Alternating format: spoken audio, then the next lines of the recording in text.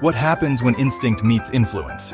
Raw conversation, real power, deep dives, primates and politics, where the jungle meets the capital. Subscribe now for thought-provoking conversations that challenge everything you know about power. Okay, so you know how it is, right? You see something going on locally, something that seems kind of important, and you really want to know what's going on, but you don't want to read a whole bunch of stuff. You just want the facts, Right.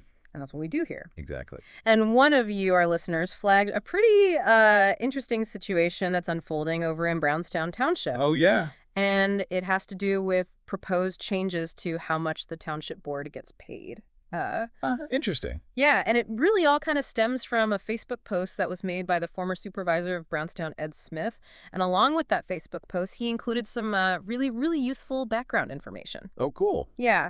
So our mission today is to really just cut through all the noise and figure out exactly what is being proposed here, what the context is surrounding all these proposals, and why people are kind of concerned about this. Yeah, and what we have here is really kind of the beginning of a decision-making process that's all about how much we pay our public servants, And the material that you've given me really gives us that ground-level view of, it outlines how this is all unfolded over time, the specific, dollar amounts that we're talking about, and the perspective of someone who used to be on the inside, Exactly. So let's really dive into the specifics here. Yeah, so it seems like things kind of kicked off with the formation of what they're calling a compensation committee. Okay. And we understand that this committee was put together by the current township supervisor, Sherry Barres. Okay. Now, here's something that's interesting right off the bat. The former supervisor, Ed Smith, he actually wanted to be on this committee. Oh, wow. But he wasn't appointed.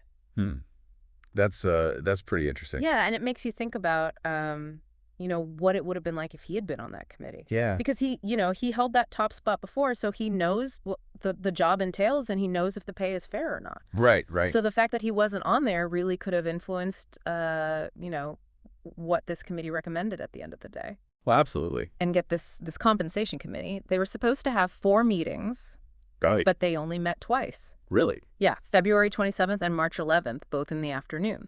And here's another thing that really stands out.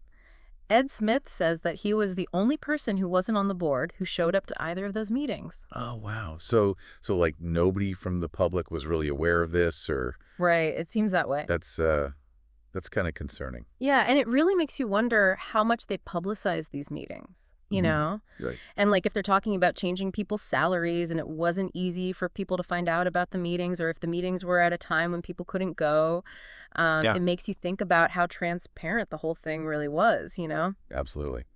Okay, so we kind of have the background now. Let's get into the actual dollar amounts. How much do these people get paid right now? Yeah, yeah. So the trustees, they get $7,500 a year. Plus, and this is a big plus, if you're one of the current trustees, you get health care for life.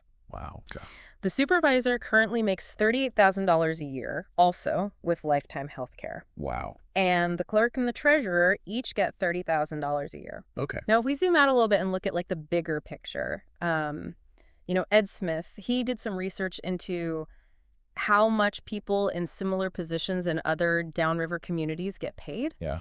And the difference is pretty stark. Really? Yeah. He said that most of the people who do jobs like supervisor and mayor in those other areas, they make between $5,000 and $10,000 a year. Okay. And they don't get health care. Wow. Yeah. And he even gave us some examples. So the mayor of Woodhaven, they recently got a raise up to $10,000 a year. Okay. And the mayor of Riverview makes just $5,000 a year. Wow. Yeah. And the trustees in Riverview, they get $4,000 a year. Oh, okay. So when you look at those numbers compared to what they make in Brownstown, it seems like they're already making a lot more in Brownstown. 2 or 3 times more than people who do the same jobs in other towns. Wow. Yeah, this isn't just a small difference. Yeah, and it makes you think about how the work is divided up, Oh. Because the stuff you gave me, you said that Brownstown has a full-time township manager. Right. And they're the ones who do most of the day-to-day stuff. Right. So that means the supervisor probably doesn't have to work full-time. Right. So when you compare their pay to other people who are also working part-time in these kind of jobs, it just seems like they're getting paid way more. Exactly. Yeah. Okay, so now that we understand what's happening right now, let's talk about the proposed raises. Okay. And these aren't just little bumps in pay. Oh, really? Yeah, they're talking about raising the clerk's salary from $30,000 to $70,000. Wow, that's a big jump. Yeah, that's a 133% increase. Wow. And the treasurer's salary would go from $30,000 to $40,000. Okay. A 33% increase. Okay. And for the trustees, they're talking about raising their pay from $7,500 to $12,000, which is a 60% increase, or like an extra $4,500 every year. Wow. And last but not least, they're proposing that the supervisor should get a raise up to $65,000 Wow. from $38,000. Yeah. Also a 60% increase. Wow. And remember, all of this is on top of the lifetime health care that they already get. Right. Right.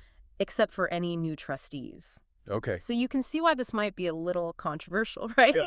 Like, these are some pretty big changes to how much they get paid. Right. And it makes sense why Ed Smith is concerned about it. It Yeah. seems like his main arguments are that the raises are just way too big, especially when you compare them to what people in similar jobs make in other towns. Right. And he also feels like there wasn't enough transparency in the process. You know, like the public wasn't really informed or given a chance to have their say. Yeah, I can see why you would think that. Yeah, and it's important to remember that these are elected officials and they work for the people. So if the people aren't aware of what's going on and they don't have a chance to give their input, it can really damage the public's trust. Absolutely. And, you know, Ed Smith, he specifically points out that they didn't give much notice about the compensation committee meetings. Oh, really? Yeah, they were scheduled in the afternoon during the week, and they weren't televised.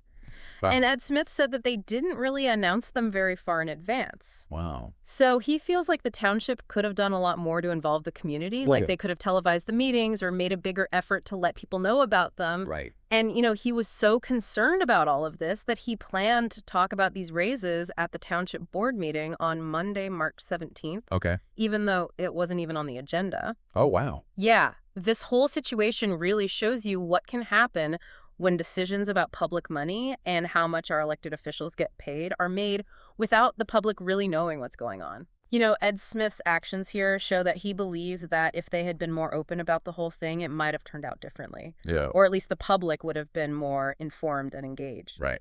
Okay, so now here's where things get really interesting. Okay. The stuff you gave me says that there's a way for these raises to be approved automatically. Oh, really? How does that work? So basically, if at least 2/3 of the township board doesn't vote against the raises within like 60 days after the compensation committee makes their recommendation, then the raises go into effect automatically on January 1st, 2026. Oh, wow. So they don't even have to vote to approve them. They just have to not vote against them. Right. Huh. That's interesting. Yeah, and Ed Smith, he even says that it's highly unlikely that they would vote against getting more money. Right. So basically, because of this rule, unless most of the board actively votes to stop the raises, they're probably going to happen. Wow. Yeah, so it's not about them voting to give themselves raises. It's about them voting to not get raises. Now, just to give you a little more background on Ed Smith, you know, he was the township supervisor for 2.5 years. Okay. And he's really proud of some of the things he did while he was in office. Like what? Well, he says that he brought back $5.5 million in taxpayer money, and he got a $2 million check for the recreation department and the senior center renovation. Wow, that's great. Yeah, and that check was actually going to be presented at that board meeting on March 17th. Oh, wow.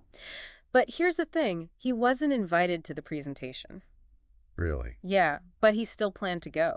Huh, that's interesting. Yeah, it shows that he still cares about what's happening in the township, even though he's not supervisor anymore. Right.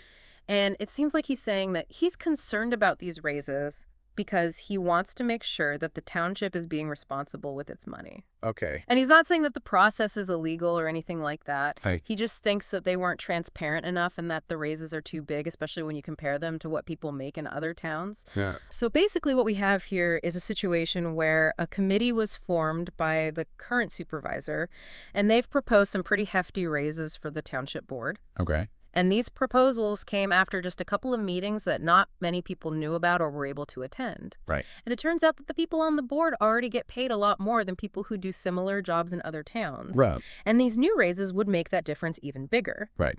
So Ed Smith, the former supervisor, is concerned about the whole thing because he doesn't think it was transparent enough and he thinks the raises are too big. Yeah. And on top of all of that, unless most of the board votes to stop the raises, they're probably going to go into effect automatically. Wow. Yeah. So this isn't just about the dollar amounts. It's about how local government works and how they communicate with the people they represent. Yeah, that's a really good point. So for you, our listener, here's what you need to take away from all of this. Okay. We've shown you that there are some big proposed pay raises for Brownstown Township officials. Mm-hmm. We've looked at how they came up with these proposals, and it definitely raises some questions about how open and transparent the process was. Yeah. And we've shown you that Brownstown officials are already making a lot more than people who do the same jobs in nearby communities. Right. And these raises would make that difference even bigger. Right. So this isn't just a small change. It's a big shift in how Brownstown pays its officials compared to other towns.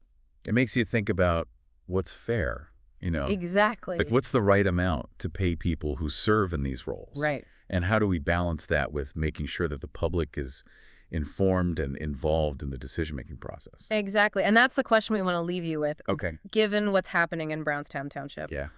What do you think is the right way to handle this kind of thing in your own community? Yeah. Like, how much should elected officials get paid, and how can you make sure that the process is transparent and that people have a say? Yeah. What do you think about the whole idea of local government, and how important is it to keep people informed and involved? Yeah. This situation in Brownstown really gets you thinking, It really does. We encourage you to think about what this means for your own community, and maybe even look into how your local government handles things like this. That's a great idea. Thanks for joining us for this deep dive. Yeah, this is really interesting. In the depths of the jungle, wisdom awaits. That's all for today, fellow primates. Like, subscribe, and share. Ring the bell for new content. Primates and Politics, evolving our understanding of power and society.